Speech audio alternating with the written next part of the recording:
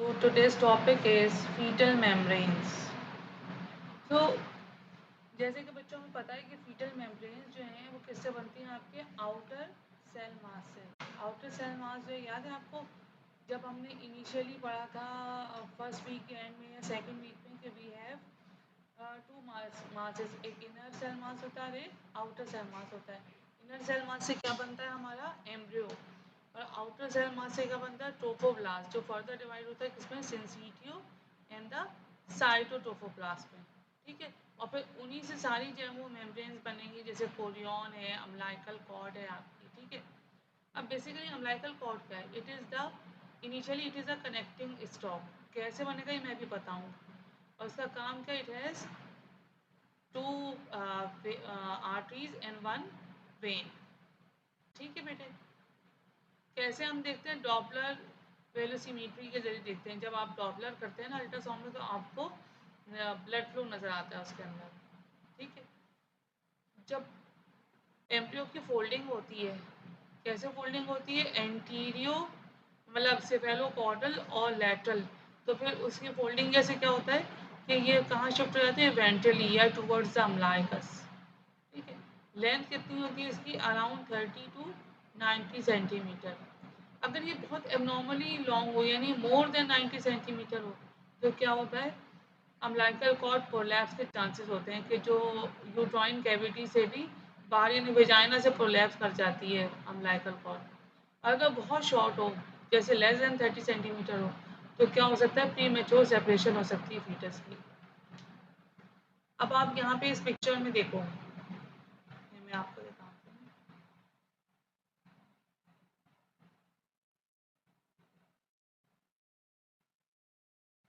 एक सेकंड,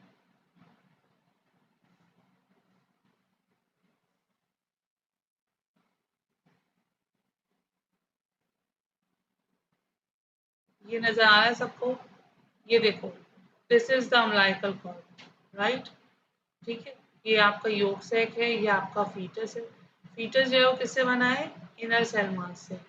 और जो आपके बाहर की कोरियोनिक कैविटी है, आपका ये सारा कोरियोनिक प्लेट है, ये सब किससे बना है, आउटर सेल मास से। कैसे, ये अभी हम आगे पढ़ेंगे। ठीक है, ये देखो, this is a picture of umbilical cord. हमें कितनी आर्टरीज आ रही हैं, we have two umbilical arteries and one large umbilical vein. Umbilical vein has oxygenated blood and arteries has deoxygenated blood. अब जो होल एम्ब्रियो होता है, it is covered bye amnion. Amnion क्या है, एमनियोटिक कैविटी की जो लाइनिंग है उसे हम क्या कहते हैं, एमनियन। ठीक है, अब जो अम्लाइकल कॉर्ड है, इसके अंदर नॉट्स होती हैं, कुछ फॉल्स नॉट्स होती हैं और कुछ ट्रू नॉट्स होती हैं। फॉल्स नॉट क्या है कि लेंथ ऑफ ब्लड वेसल ज़्यादा थी, तो उसके से क्या हुआ कि ब्लड वेसल के ना वहाँ पे क्लम्स बन जाते हैं, गुच्छे बन जाते हैं।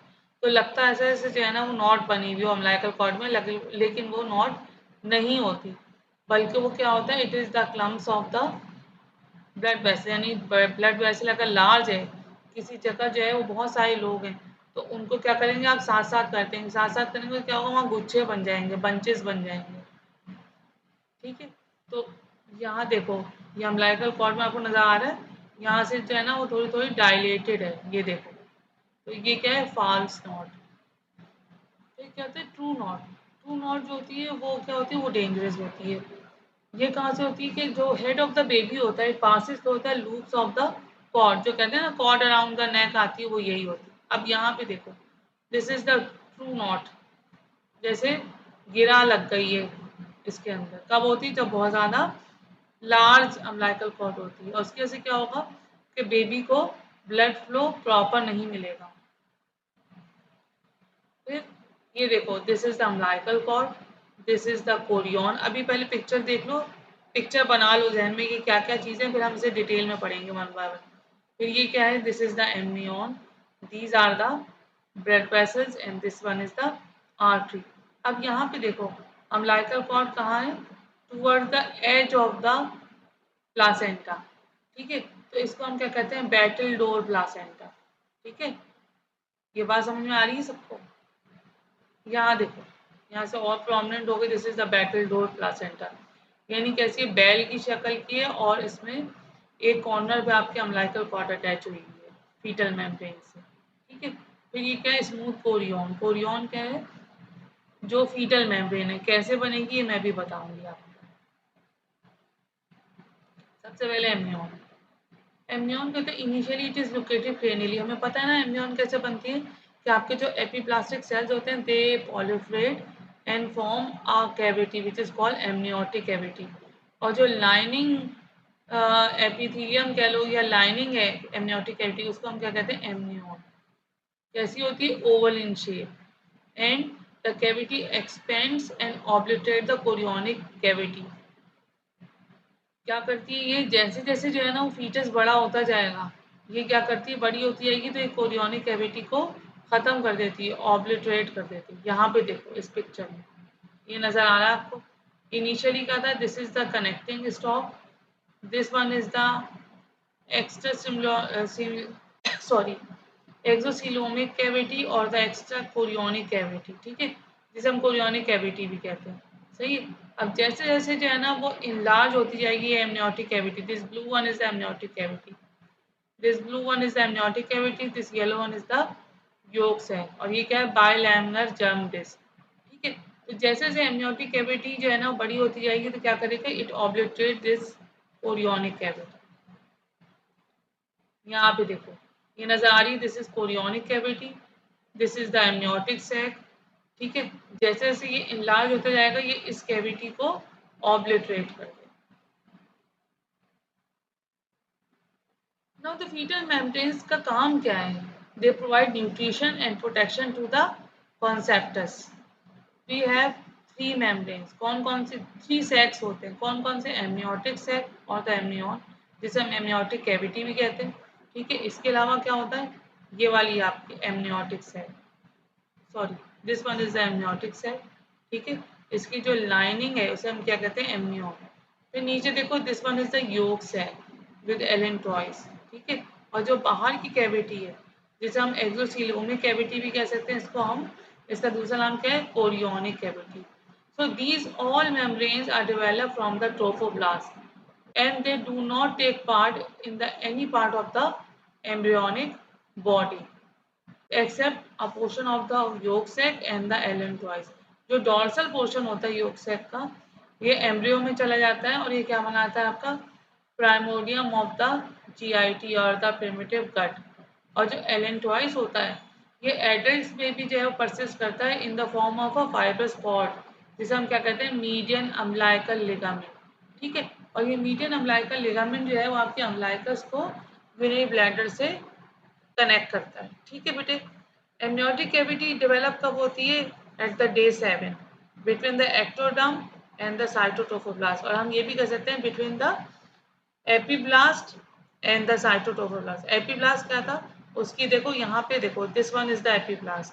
याद है जब हमने बाइलैमिनर जर्म डिस्क पढ़ी थी, इसमें ऊपर एक था एपीब्लास्ट, नीचे क्या था, हाइपोब्लास्ट। एपीब्लास्ट जो है पॉलिफरेट करके क्या बनाता था आपका, amniotic cavity at the start of the second week और at the end of the first week. Shortly after its formation, the exocoelomic mesodermal cells condense at the top of the amniotic sac to form a solid cord which is called connecting stalk। ये बात समझ में आ रही है कि क्या होता है, हमने पढ़ा था ना कि एपीब्लास्ट जो है वो पॉलिफ्रेट होता है, पॉलिफ्रेट होने के बाद क्या करता है, एक कैविटी बनाता है जिसे हम क्या कहते हैं, एमनियोटिक कैविटी। अब जो top of the amniotic cavity है between the cytotrophoblast and the apex of the amniotic cavity और top of the amniotic cavity, यहाँ पे क्या होता है, जो एक्स्ट्रा एम्ब्रियोनिक मेसोडर्मल सेल्स थे वो कंडेंस होते हैं and they form a solid cord. ये देखो कंडेंस हो रहे हैं और क्या बना रहे हैं, एक सॉलिड सेलुलर कॉर्ड बना रहे हैं जिसे हम क्या कहते हैं, connecting stock. And through this connecting stalk, the embryonic disc attaches to the surrounding cytotrophoblast, ठीक है, जिसे हम बाद में क्या कहेंगे, ओरियन। यहाँ पे भी देखो ये प्राइमरी योग सेक है, दिस इज एमनियोटिक कैविटी। अब ये देखो these are the extra embryonic mesodermal cells, ये क्या कर रहे हैं, इस टिप ऑफ द योग सेक और टॉप ऑफ द योग सेक पे जाके पॉलिफ्रेट होंगे और ये क्या बना लेंगे, connecting stock between the amniotic cavity and the cytoplasm।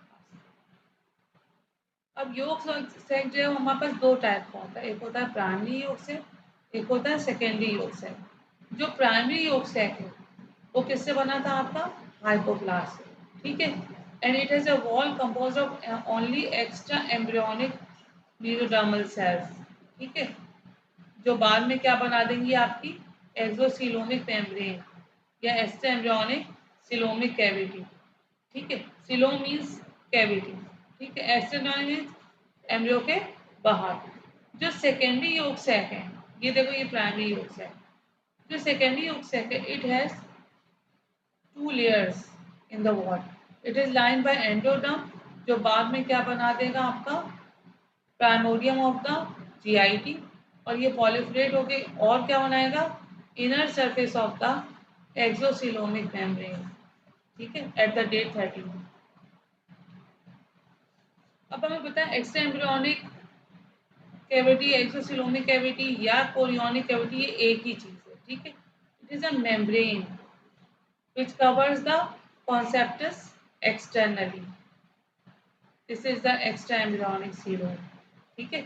ये क्या है आपकी, पहले क्या था, ये प्राइमरी योग सैक था, फिर क्या हुआ, जो कंडेंस होकर आखिर में बचा वो क्या है आपका सेकेंडरी योग सैक, ठीक है। इनके बाहर क्या है, this is the extra embryonic coelom, coelom means cavity, extra embryonic means embryo के बाहर, इसी को हम कोरियोनिक कैविटी भी कहते हैं, ठीक है। And with in the Korean this embryo is connected with the cytotrophoblast with the help of this connecting stalk. The space extending between the amniotic cavity and the chorionic cavity is called extraembryonic coelom, ठीक है। और क्या होता है, जैसे जैसे folding होती जाती है एम्ब्रियो की और एम्ब्रियो इलाज होता रहता है, आहिस्ता आहिस्ता ये कैविटी खत्म हो जाती है, ऑब्लिटरेट कर लो, ठीक है बेटे। अब क्या होता है, इसके अलावा हमें याद, अगर आपको याद हो, हमने थर्ड वीक में पढ़ा था कि हमारे पास कोरियोनिक विलाय बनते हैं। कैसे बनते हैं, at the end of the second week and start of the third week it begins to form early and development of villi undergoes 3 stages: primary, secondary and tertiary. Primary villi develops on the entire surface of the chorionic cell, ठीक है। ये देखो these are the primary villi, ठीक है। ये क्या है, they appear as a local mass of the cytotrophoblast covered by syncytiotrophoblast. जो सेकेंडरी कोरियोनिक विलाई वो कब डेवलप होगा, एट डे 14, ठीक है। When the extra embryonic mesoderm proliferate within this primary villi, ठीक है। अब क्या है, सेकेंडरी विलाई के अंदर क्या है, एक मेसोडर्मल कोर है, ठीक है। उसके ऊपर क्या है हमारे पास cytotrophoblast and cytotrophoblast is covered by syncytiotrophoblast, ठीक है। अब क्या होगा कि जो विलाय थे, ठीक है, इसके अंदर क्या होगा, ये वेस्कुलराइज हो जाएंगे, कैसे, जो मेसोडर्मल कोर थी ये चेंज हो जाएगी किस पे, ब्लड वेसल्स में। Now this is called tertiary विलाय। Chorionic villi originally develop around the whole surface of the conceptus, ठीक है, but the villi adjacent to the capsular and the marginal decidua becomes disappear when the embryo becomes enlarged. ये बात समझ में आ रही है। यहाँ देखो प्राइमरी विलाय थे, चारों तरफ थे डेवलपिंग कॉन्सेप्टस के, फिर क्या हुआ कि जो डेसिडुआ बेसिलिस की तरफ था ये कैसे हो गए, वेल डेवलप हो गए, इनमें ब्लड वेसल्स भी डेवलप हो गई, ठीक है। और जो डेसिडुआ कैप्सुलरिस और मार्जिनलिस की तरफ था, ये क्या होगा, जैसे जैसे एम्ब्रियो इनलार्ज हो रहा है ये क्या होगा, कंप्रेस होगा। जब ये कंप्रेस हो जाएगा तो हम इसको क्या कहेंगे, कोरियन लेवी और द स्मूथ कोरियन। और जो डेसिडुआ बेसिलिस की तरफ है, जहाँ आपकी फ्यूचर प्लासेंटा बननी है, वहाँ पे क्या होगा, बुश लाइक कोरियन हो जाएंगे, वेल डेवलप हो जाएंगे, उनका हम क्या कहते हैं, chorionic फ्रंडोजम। And this chorionic frondosum forms the fetal part of the placenta. और डेसिडुआ बेसिलिस क्या है, maternal part of the placenta. यहाँ पे देखो again in this picture these are the chorionic villi. ये क्या है आपकी सिंचिटियोट्रोफोब्लास्ट। यहाँ क्या है, दिस इज एमनियन, ठीक है। एमनियन के बाद से एपेक्स से क्या निकल रहा है, कनेक्टिंग स्टॉक। फिर ये क्या है आपकी प्रिमिटिव स्ट्रीक, याद है थर्ड वीक में पढ़ा था, योग सेक, ठीक है। This one is the embryonic disc, ठीक है। अब एमनियोटिक कैविटी के अंदर क्या है, we have amniotic fluid within the amniotic cavity, और इसकी सिग्निफिकेंस क्या है, it plays major role in the fetal growth and the development.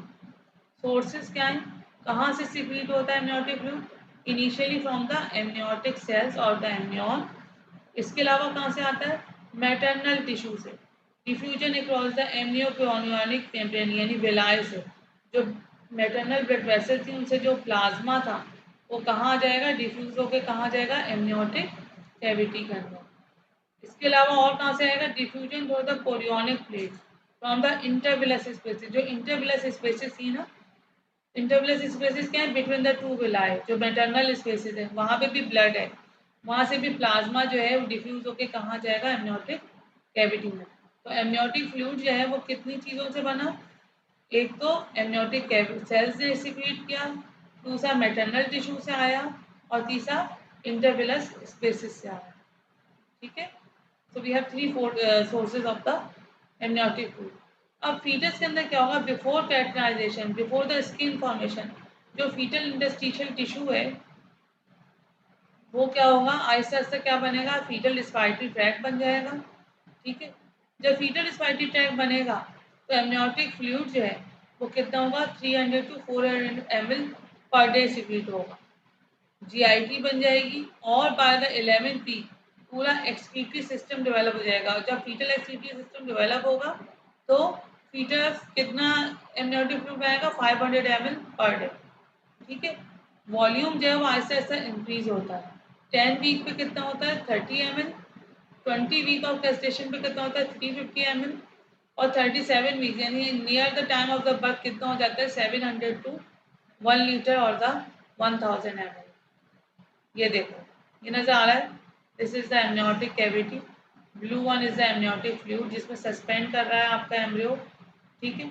फिर जो कनेक्टिंग स्टॉक थी ये किस में चेंज हो गई, अम्बिलिकल कॉर्ड में।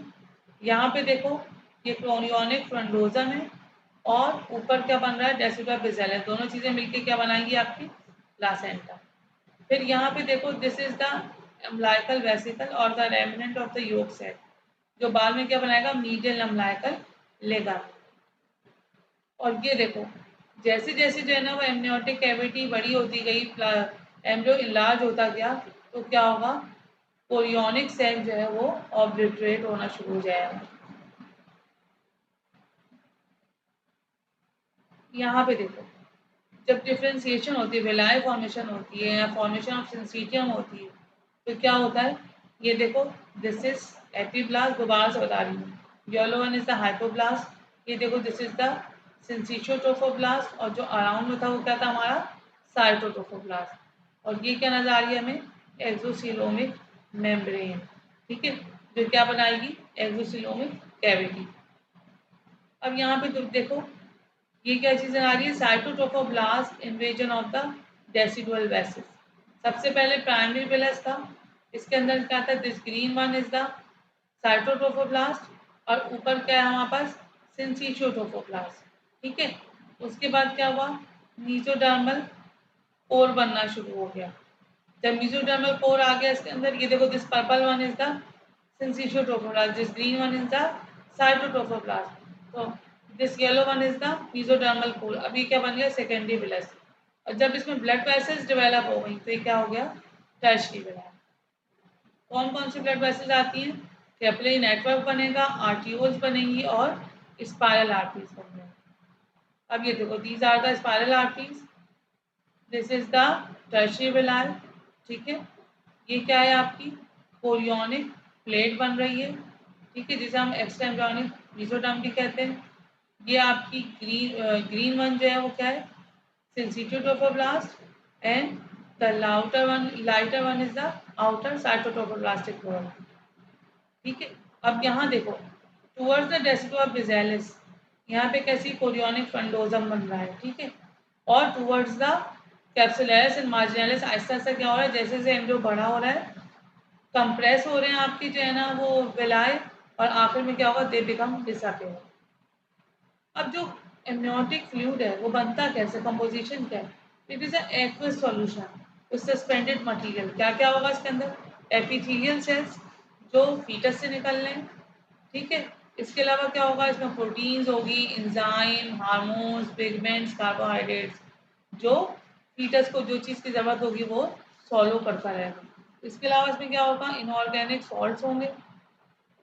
अब अगर आपको जो है ना वो देखना हो कि हमारा जो फीटस है वो उसमें कोई एब्नॉर्मलिटी तो नहीं है, तो हम क्या करते हैं? एमनियोसेंटेसिस यानी एमनियोटिक फ्लूइड एग्जामिनेशन, ठीक है। एमनियोटिक फ्लूइड एग्जामिनेशन में क्या करते हैं कि एक इंजेक्शन डाल के थोड़ा सा एस्पिरेट कर लेते हैं एमनियोटिक फ्लूइड, ताकि हम चेक कर सकें किस किस चीज़ को, फीटल प्रोटीन्स को, हार्मोन्स को और एंजाइम्स को। इसके अलावा कोई भी क्रोमोसोमल एब्नॉर्मलिटीज देखने के लिए फीटल सेल्स को और अल्फा फीटोप्रोटीन को चेक करते हैं। क्यों?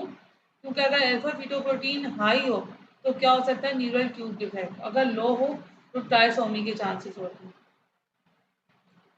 अब इसका फंक्शन क्या है? सिग्निफिकेंस क्या है एमनियोटिक फ्लूइड की? एक तो एम्ब्रियो फ्लूइड फ्लोट करता है, मूव करता है, उसमें स्विमिंग करता है। इसके अलावा इसको पुशिंग इफेक्ट भी देता है। अगर कोई जर्क लगाए मदर को या मदर खुदा न खास्ता गिर गई है तो बेबी को चोट नहीं लगेगी। क्यों? Due to the presence of amniotic fluid, ठीक है। इसके अलावा it is a barrier to infection, ठीक है। और ये सिमेट्रिकल ग्रोथ होने देता है। ऐसा नहीं होता कि फीटस कहीं से बड़ा कहीं से छोटा हो जाए। इसके अलावा ये क्या करता है?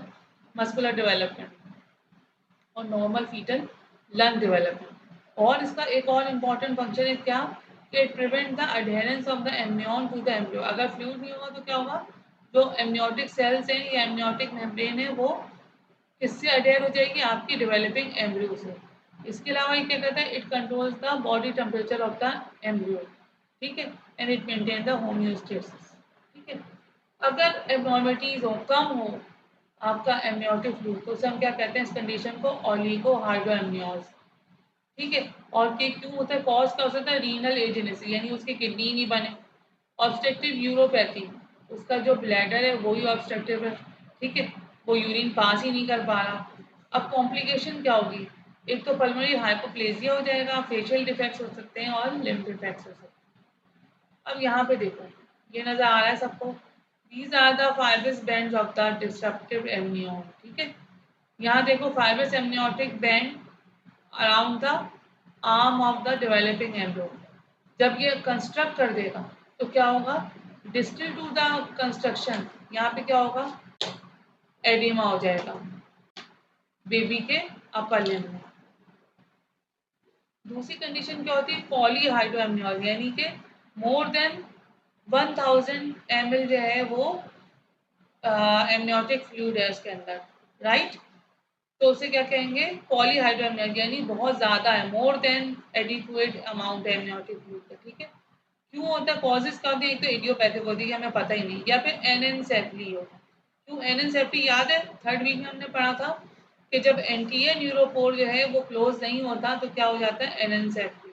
इसके अलावा क्या हो सकता है? ईसोफेजियल एट्रीसिया यानी ईसोफेगस जो है वो कंस्ट्रिक्टेड है, बनी नहीं है, ब्लाइंड ईसोफेगस है, ठीक है। कॉम्प्लिकेशन क्या होती है? प्रीमेच्योर ऑनसेट ऑफ लेबर, ठीक है। यहाँ पे देखो आप लोग, ये नजर आ रहा है आपको?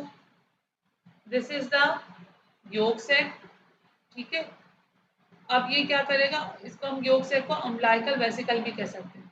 ये देखो ये क्या है? प्राइमरी कोरियोनिक फिलस, ये मैटरनल ब्लड आ रहा है, इसे हम लैकुनी भी कह सकते हैं, ठीक है। Remnant of the primary umbilical vessel, और ये क्या है? एंडोमेट्रियल लाइनिंग है आपके यूट्रस की।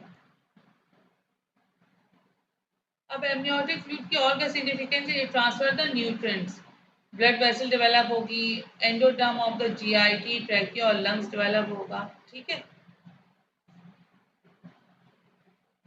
अब आपको याद है हमने थर्ड वीक में पढ़ा था कि न्यूरल ट्यूब कैसे बनती थी? With the proliferation of epiblastic cells between the endoderm and the ectoderm, ठीक है। ये नोटोकॉर्ड फॉर्मेशन भी ऐसी होती थी। और याद है एक तरफ आपकी जो है ना वो प्राइमोडियल वो थी, प्रीकॉर्डल प्लेट थी, और दूसरी तरफ क्लोकल मेम्ब्रेन थी। तो जहाँ पे towards the cloacal membrane we have a part of the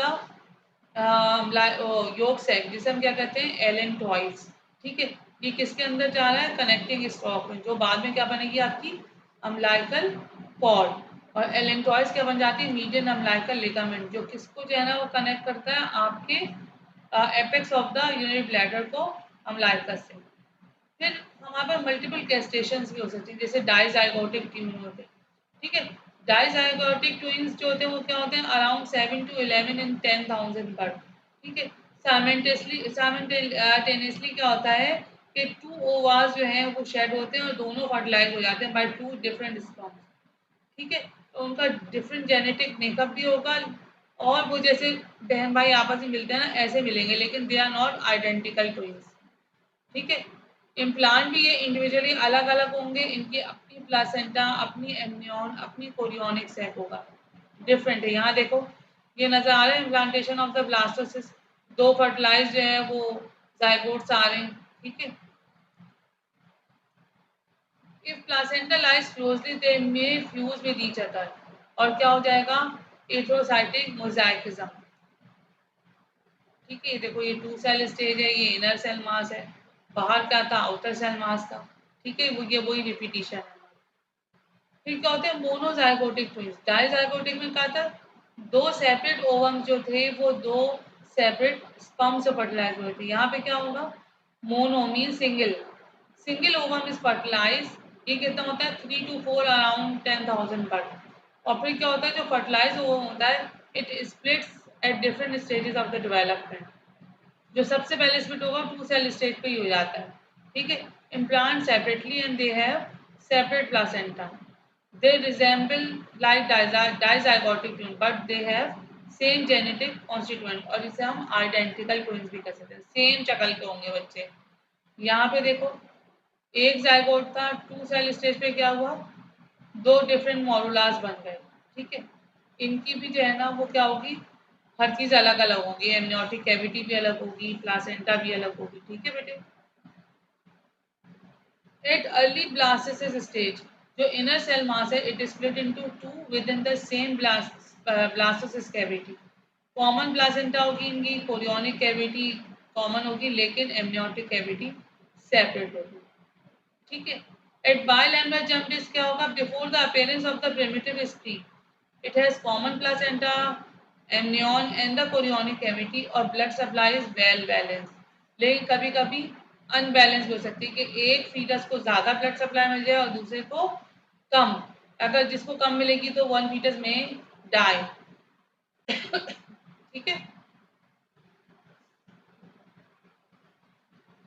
जब जो है वो मोनोजाइगोटिक ट्यून कभी कभी ट्विन ट्विन ट्रांसफ्यूजन सिंड्रोम भी हो जाता है। होता क्या है कि shunting of arterial blood from one fetus to the venous circulation of the other, जो डोनर होता है वो स्मॉल होता जाता है, पेल एनीमिक होता है, जबकि जो रेसिपिएंट होता है वो पॉलीसाइथेमिक हो जाता है, यानी उसको ज़्यादा ब्लड मिल जाता है और जो डोनर होता है वो बेचारा आहिस्ता आहिस्ता जो है उसके अंदर से ब्लड खत्म हो जाता है, ठीक है। और वो फीटस जो है दे में एक्सपायर, डेथ हो जाएगी। डेथ हो जाएगी तो कैसा हो जाएगा, पेपर लाइक, ठीक है। उसे हम क्या कहते हैं, फीटस पेपरेशियस। कभी कभी ऐसा होता है कि गायब भी हो जाता है दूसरा ट्विन, उसे क्या कहते हैं, वैनिशिंग ट्विन। यहाँ पे देखो एक प्लासेंटा है, एक कोरियोनिक सैक है और दो अलग अलग एमनियोटिक सैक है, ठीक है।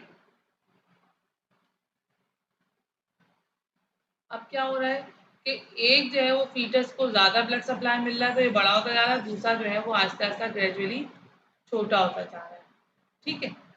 इसके अलावा क्या होता है, बाज़ दफ़ा कॉन्जॉइंट ट्विन्स भी होती है, यानी जुड़े हुए बच्चे, ठीक है।